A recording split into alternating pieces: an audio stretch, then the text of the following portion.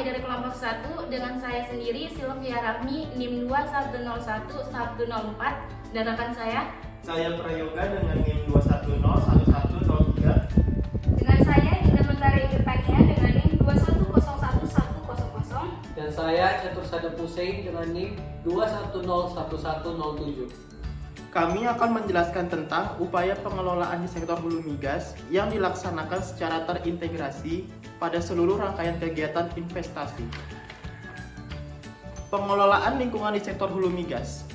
Sumber daya alam migas terbentang luas di bumi Nusantara yang merupakan potensi besar negara Indonesia.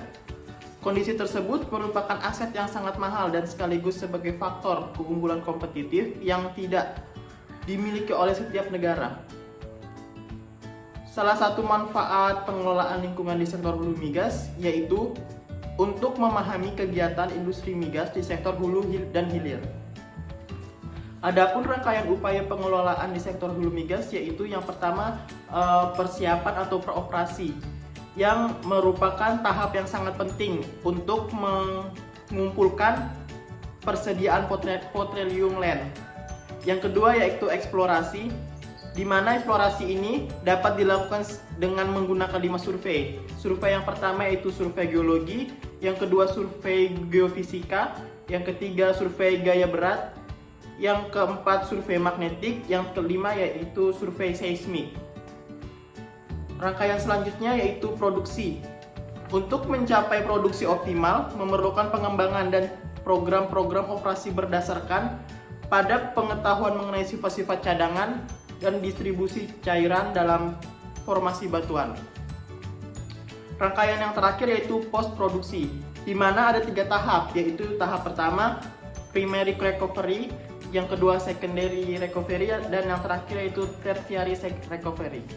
Di sini kami memiliki satu studi kasus yang diangkat dari jurnal yang berjudul Pengendalian Kerusakan Lingkungan atas Perizinan Migas di Kabupaten Banggal berdasarkan Undang-Undang Nomor 32 Tahun 2009 tentang Perlindungan dan Pengelolaan Lingkungan Hidup. Pembangunan proyek pengembangan gas bumi PT-DS LNG atau Donggi Sonoro Liquid Natural Gas terbagi atas 2 konsep, yaitu pembangunan hulu dan pembangunan di hilir. Kegiatan usaha hulu merupakan kegiatan usaha yang meliputi eksplorasi dan eksploitasi. Sedangkan kegiatan usaha hilir merupakan kegiatan usaha yang meliputi pengolahan, pengangkutan, penyimpanan, dan niaga. Sektor hulu BPGM atau proyek pengembangan gas Matpindok merupakan kegiatan pembangunan fasilitas yang lengkap, mulai dari memproduksi gas bumi dan sumur yang telah dieksplorasi. Kegiatan usaha pengembangan gas akan membawa dampak positif terhadap pertumbuhan ekonomi nasional, teknologi, dan meningkatkan perkembangan daerah. Tetapi di sisi lain, pembangunan terminal khusus LNG ataupun pembangunan pada sektor hulu PPGM diperkirakan akan menimbulkan risiko atau dampak negatif terhadap berbagai komponen lingkungan hidup, baik lingkungan fisik, biologi, sosial, ekonomi, dan budaya, serta kesehatan masyarakat. DSLNG yang melakukan studi analisis risiko lingkungan ataupun PT Pertamina EP PPGM yang wajib melakukan studi AMDAL karena kegiatan itu diperkirakan akan berdampak besar dan penting terhadap lingkungan hidup.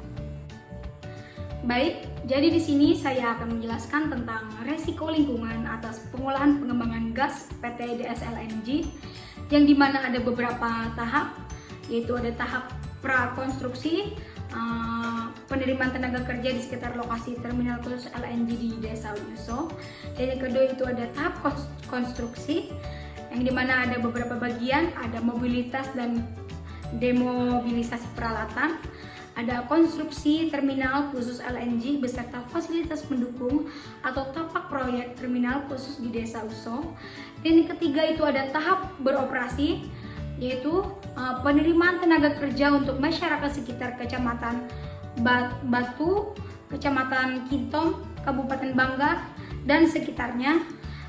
Ada operasional pelabuhan hanya khusus sekitar LNG di Desa Uso saja. Dan yang ketiga ada pemeliharaan fasilitas khusus hanya untuk sekitar LNG di Desa Uso. Dan yang keempat ada tahap pasca operasi, di mana ada penghentian operasi di tapak proyek terminal khusus LNG. Dan yang kedua, demobilitas alat dan bahan di tapak proyek terminal khusus LNG. Dan yang ketiga, ada pengelepasan tenaga kerja yang berkhusus kepada Kecamatan Batui, Kecamatan Kintom, dan Kabupaten Banggal.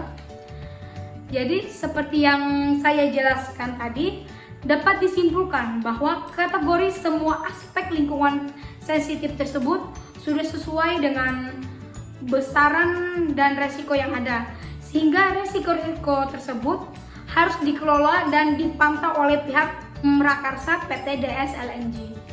Jadi berdasarkan Undang-Undang Nomor 32 Tahun 2009 tentang perlindungan dan pengelolaan lingkungan hidup, di mana menyediakan instrumen pengendalian dan pencegahan. Adapun instrumen pengendalian dijelaskan dalam bab 5 bagian 1 umum bahwa pengendalian pencemaran dan kerusakan lingkungan hidup dilaksanakan dalam rangka pelestarian fungsi lingkungan hidup, meliputi pencegahan, penanggulangan, dan pemulihan yang dilaksanakan oleh pemerintah daerah. Kesimpulan dari kami dapat disimpulkan bahwa proyek pengembangan gas di SLNG dapat menimbulkan resiko negatif maupun positif. Dengan berbagai resiko-resiko yang akan timbul nanti dan kegiatan proyek di SLNG memenuhi kriteria proyek yang mengharuskan wajib melakukan studi AMDAL.